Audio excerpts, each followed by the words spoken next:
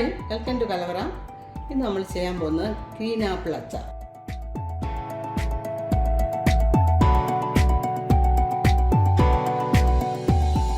എടുത്തിരിക്കുന്നത് 500 gram green ആപ്പിളാണ്. അത് വൃത്തിയായിട്ട് കഴുകി തുടച്ച് പീസാക്കി കട്ട് ചെയ്താണ്. ഒരുപാട് വലിയ പീസും ആകണ്ട, തീരെ ചെറിയ പീസും ആകണ്ട.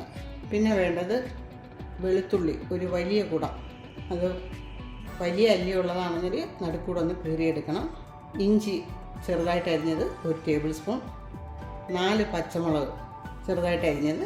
പൊടികൾ ഇതിനകത്ത് ചേർക്കാനായിട്ട് എടുത്തിരിക്കുന്നത് കാശ്മീരി മുളക് പൊടി 6 ടേബിൾ സ്പൂൺ, കായപ്പൊടി 1/2 ടീസ്പൂൺ, 1/4 ടീസ്പൂൺ മഞ്ഞൾപ്പൊടി, 1/4 ടീസ്പൂൺ ഉലുവാപ്പൊടി എല്ലാം കൂടെ ഒന്നിച്ചെടുത്ത് വെച്ചിരിക്കുകയാണ്. അതുപോലെ വിനീഗർ എടുത്തിരിക്കുന്നത് 5 ടേബിൾ സ്പൂൺ. ഇത് ചെയ്യാൻ വേണ്ടി ഞാൻ ഇവിടെ എടുക്കുന്നത് നല്ലെണ്ണയാണ്. നല്ലെണ്ണ 1/2 കപ്പാണ് എടുക്കുന്നത്. പിന്നെ ആവശ്യത്തിന് ഉപ്പ്. കടുക് വേണം, അത് 1/2 ടീസ്പൂൺ. പാൻ ചൂടായി, ഇനി നല്ലെണ്ണ ഒഴിക്കാം.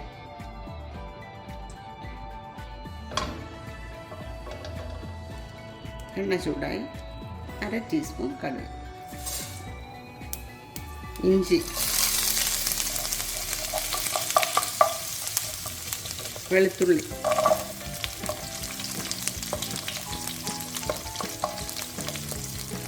പച്ചമുളക്,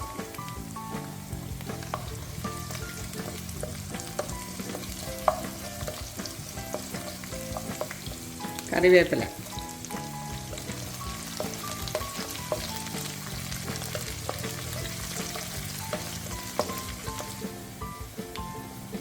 നേരത്തെ പൊടികളെല്ലാം കൂടെ മിക്സ് ചെയ്ത് വെച്ചിരുന്നതാണ്.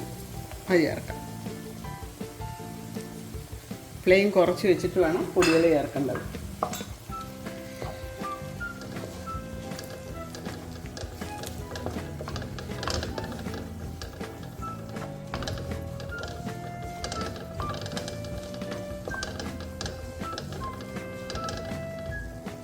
ഇനി ഇതിലേക്ക് 2.5 ടീസ്പൂൺ ഉപ്പ്,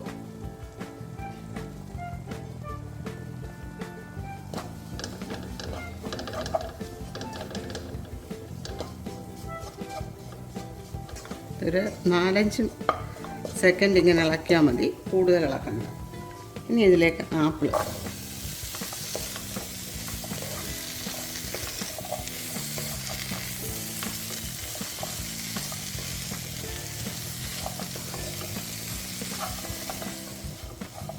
ആപ്പിൾ നേരത്തെ കട്ട് ചെയ്ത് വെക്കരുത്, അതിൻ്റെ കളറ് മാറും. അച്ചാറിടാറാകുമ്പോൾ ചെയ്താൽ മതി. നമുക്ക് ചുവപ്പ് ആപ്പിൾ കൊണ്ട് വേണമെങ്കിലും ചെയ്യാം, പക്ഷേ അച്ചാറൊക്കെ ഇടുമ്പോൾ എപ്പോഴും ഒരല്പം പുളിയുള്ളതായിരിക്കും നല്ലത്. അതുകൊണ്ടാണ് പച്ച ആപ്പിൾ എടുക്കുന്നത്. ഇനി ഇതിലേക്ക് വിനീഗർ,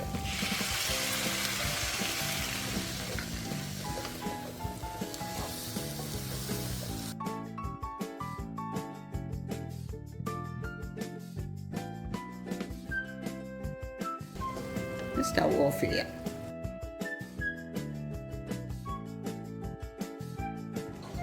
എപ്പോഴും പറയാറുള്ള പോലെ അച്ചാർ ഇടാനെടുക്കുന്ന പാത്രമാണെങ്കിലും അത് സൂക്ഷിക്കാൻ ഉപയോഗിക്കുന്നതാണെങ്കിലും വെള്ളമില്ലാതെ നല്ലതുപോലെ ഉണങ്ങിയ പാത്രമായിരിക്കണം. അച്ചാർ സൂക്ഷിക്കാൻ വയ്ക്കുന്ന പാത്രം കഴുകി വെയിലത്ത് വെച്ച് ഉണക്കി വേണം എടുക്കേണ്ടത്.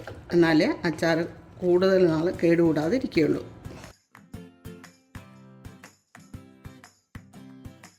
ആവശ്യത്തിനുള്ള ചാറുമൊക്കെ ഉണ്ട്. നല്ലതുപോലെ തണുത്തതിന് ശേഷം മാത്രമേ കുപ്പിയിലേക്ക് മാറ്റാവൂ. ഈ വീഡിയോ നിങ്ങൾക്ക് ഇഷ്ടമായെങ്കിൽ സബ്സ്ക്രൈബ് ചെയ്യാൻ മറക്കരുത്. Please like, share and subscribe. Thank you.